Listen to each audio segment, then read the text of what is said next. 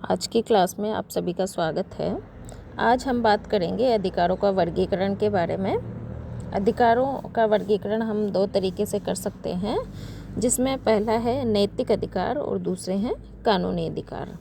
नैतिक अधिकार या मोरल राइट्स वे होते हैं जिनका संबंध मानव के नैतिक आचरण से होता है। अनेक विचारकों द्वारा इन्हें अधिकार के रूप में ही स्वीकार नहीं किया जाता है, क्योंकि वे अधिकार राज्य द्वारा रक्षित नहीं होते हैं और इन्हें धर्मशास्त्र, जनमत या आत्मिक चेतना द्वारा स्वीकृत किया जाता है। राज्य के कानूनों से इनका कोई संबंध नहीं होता है। दूसरा अधिकार है कानूनी अधिकार या लीगल राइट्स। ये वे अधिकार है जिनकी व्यवस्था राज्य द्वारा की जाती है और जिनका उल्लंघन कानून से दंडनीय होता है। कानून का संरक्षण प्राप्त होने के कारण इन अधिकारों को लागू करने के लिए राज्य द्वारा आवश्यक कार्यवाही की जाती है। कानूनी अधिकार वे विशेषाधिकार है जो एक नागरिक को अन्य नागरिकों के विरुद्ध प्राप्त होते हैं तथा जो राज्य की सर्वोच्च शक्ति द्वारा प्रदान किए जाते हैं और रक्षित होते हैं। एक होते हैं विशिष्ट अधिकार। विशिष्ट अधिकार कानूनी अधिकार जो हैं उनके दो भेद किए जा सकते हैं, सामाजिक या नागरिक अधिकार और दूसरे राजनीतिक अधिकार। सामाजिक या नागरिक अधिकार जिन्हें सिविल राइट्स भी बोलते हैं, इसमें महत्वपूर्ण अधिकार ये शामिल है, जिसमें सबसे पहला है समानता का अधिकार। समानता का अधिकार एक अत्यंत महत्वपूर्ण अधिकार है और इसका तात्पर्य ये है कि प्रत्येक क्षेत्र में व्यक्ति को व्यक्ति होने के नाते सम्मान और महत्व प्राप्त होना चाहिए और जाति, धर्म या आर्थिक स्थिति के भेद के बिना सभी व्यक्तियों को अपने जीवन का विकास करने के लिए समान सुविधाएं प्राप्त होनी चाहिए। दूसरा अधिकार है राजनीतिक समानता के अधिकार को ही हम विभिन्न भागों में बांट सकते हैं, जिनमें पहला है राजनीतिक समानता का अधिकार। इसका तात्पर्य ये है कि प्रत्येक व्यक्ति को अपनी योग्यता अनुसार बिना किसी पक्षपात के देश के शासन में भाग लेने का अवसर प्राप्त होना चाहिए और इस राजनीतिक समानता की प्राप्ति प्रजातंत्रात्मक शासन की स्थापना और वयस्क मताधिकार की व्यवस्था द्वारा ही संभव है। दूसरा समानता का अधिकार में है सामाजिक समानता का अधिकार। इसका तात्पर्य ये है कि समाज में धर्म, जाति, भाषा, संपत्ति, वर्ण या लिंग के आधार पर किसी भी प्रकार का भेदभाव नहीं किया जाना चाहिए और व्यक्ति होने के नाते ही समाज में सम्मान प्राप्त होना चाहिए। तीसरा है आर्थिक समानता का अधिकार। वर्तमान समय में आर्थिक समानता का तात्पर्य ये लिया जाता है कि मानव के आर्थिक स्तर में गंभीर विषमताएं नहीं होनी चाहिए और संपत्ति एवं उत्पादन के साधनों का न्याय संगत वितरण किया जाना चाहिए। दूसरा महत्वपूर्ण अधिकार है समानता के अधिकार के बाद स्वतंत्रता का अधिकार। स्वतंत्रता का अधिकार जीवन के लिए बहुत आवश्यक है, क्योंकि इस अधिकार के बिना व्यक्ति के व्यक्तित्व और समाज का विकास संभव नहीं है। स्वतंत्रता का तात्पर्य उच्छृंखलता या स्वच्छंदता नहीं होता है, बल्कि व्यक्तित्व के विकास के लिए पूर्ण अवसरों की प्राप्ति होता है।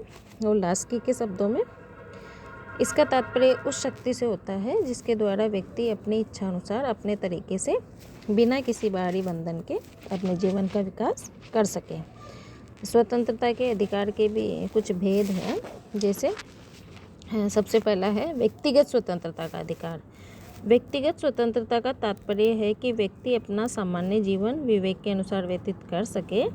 इसके अंतर्गत ये भी शामिल है कि कानून के उल्लंघन के बिना किसी व्यक्ति को गिरफ्तार नहीं किया जा सकता और न्यायालय के द्वारा अभियोग की पुष्टि के बिना उसे बंदी नहीं बनाया जा सकता। J.S. मिल जो है वो व्यक्तिगत स्वतंत्रता के सबसे बड़े प्रतिपादक है और इनका कथन भी है कि स्वयं अपने ऊपर, अपने शरीर और अपने मस्तिष्क और आत्मा पर व्यक्ति संप्रभु होता है।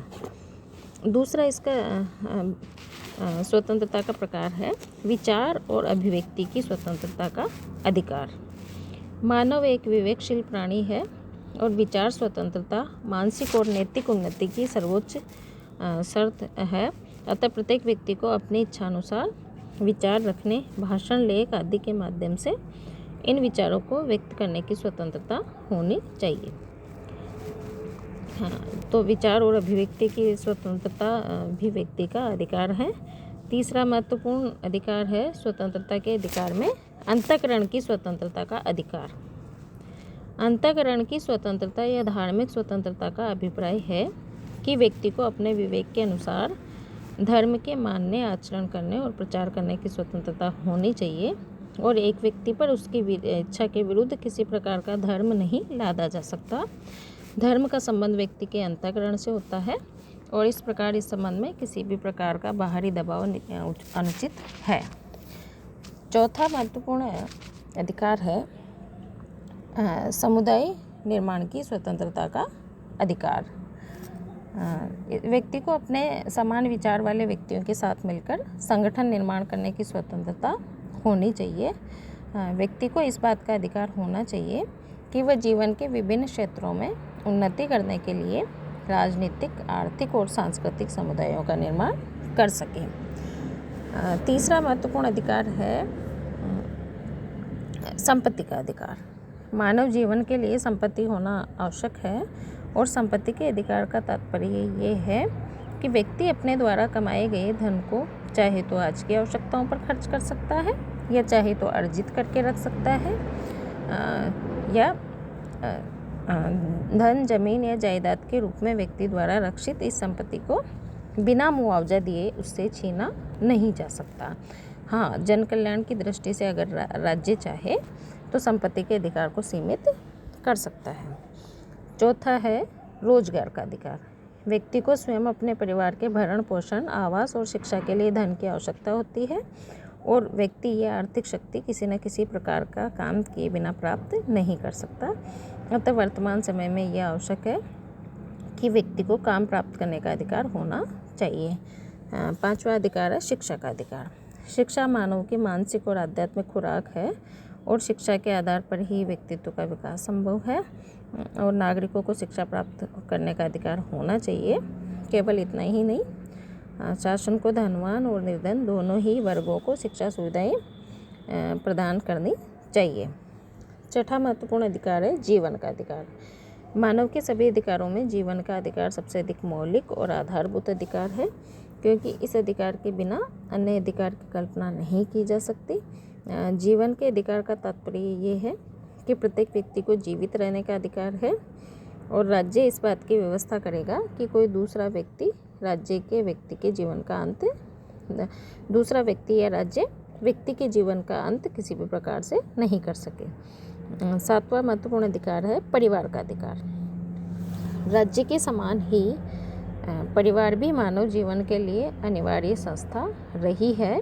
मानव जाति के विकास में परिवार का योगदान बहुत महत्वपूर्ण है।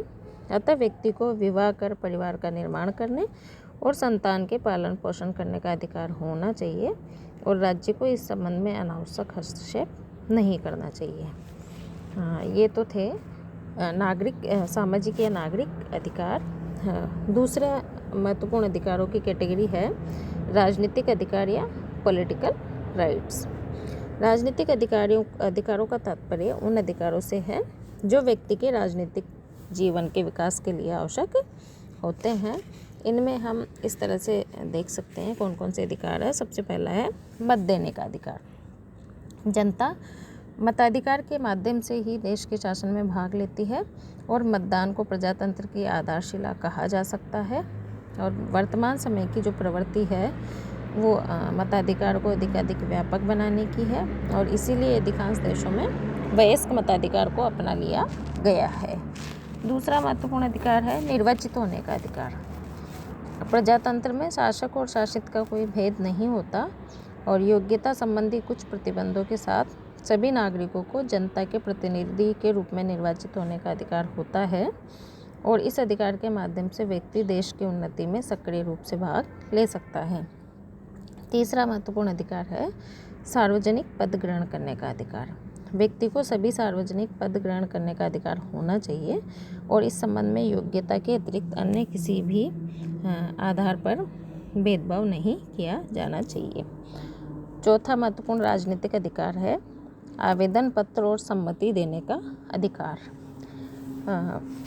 नागरिकों को अपनी शिकायतें दूर करने या शासन को आवश्यक सम्मति प्रदान करने के लिए व्यक्तिगत या सामूहिक रूप से कार्यपालिका या व्यवस्थापिका अधिकारियों को प्रार्थना पत्र देने का अधिकार प्राप्त होना चाहिए और इसके अंतर्गत ही शासन की आलोचना का अधिकार भी सम्मिलित है।